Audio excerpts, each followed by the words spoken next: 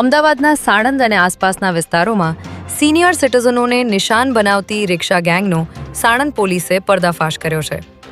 ગત 31મી માર્ચના રોજ આરોપીઓ વૃદ્ધના શર્ટમાં લાગેલા 1 તોલા વજનના સોનાના 4 બટન લૂંટીને ફરાર થઈ ગયા હતા. ત્યારે પોલીસે ગણતરીના દિવસોમાં જ એક મહિલા સહિત 4 આરોપીઓને દબોચી લીધા છે.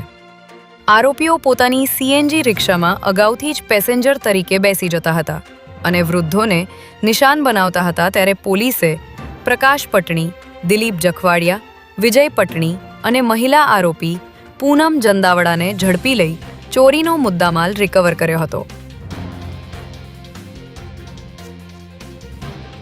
અમદાવાદ એરપોર્ટ પરથી ફરી એકવાર હાઇબ્રિડ ગાંજો ઝડપી લેવામાં આવ્યો છે. બેંગકોકથી અમદાવાદ એરપોર્ટ આવેલા 2 મુસાફરો હાઇબ્રિડ ગાંજો છુપાવીને લાવ્યા હતા. ત્યારે બાતમીના આધારે કસ્ટમ વિભાગ અને ડીઆરઆઈની ટીમે આ મુસાફરોને રોકાવીને તપાસ કરતા તેમની પાસેથી હાઇબ્રિડ ગાંજાનો જથ્થો મળી આવ્યો હતો.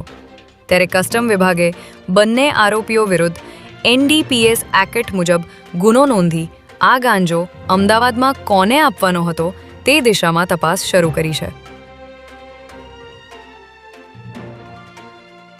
અમદાવાદના નિકોલ વિસ્તારમાં વકીલ ખાન પઠાણ નામના યુવકે એક 15 વર્ષીય સગીરાને પ્રેમ જાળમાં ફસાવી હતી. જે બાદ તેના ફોટો લઈને વાયરલ કરવાની ધમકીઓ આપી સગીરા સાથે દુષ્કર્મ કર્યું હતું. ત્યારે આ વાતની જાણ થતાં બજરંગ દળના કાર્યકર્તાઓ દ્વારા આ યુવકને પકડીને નિકોલ પોલીસ સ્ટેશન ખાતે લઈ જવામાં આવ્યો હતો, જ્યાં પોલીસે આરોપી વકીલ ખાન પઠાણની પોક્સો એક્ટ હેઠળ ગુનો નોંધી ધરપકડ કરી હતી. ત્યારે આ ઘટનાને લઈને બજરંગ દળના 100થી વધુ કાર્યકર્તાઓએ નિકોલ પોલીસ સ્ટેશન બહાર ભેગા થયા હતા અને જય શ્રી રામના નારા લગાવ્યા હતા.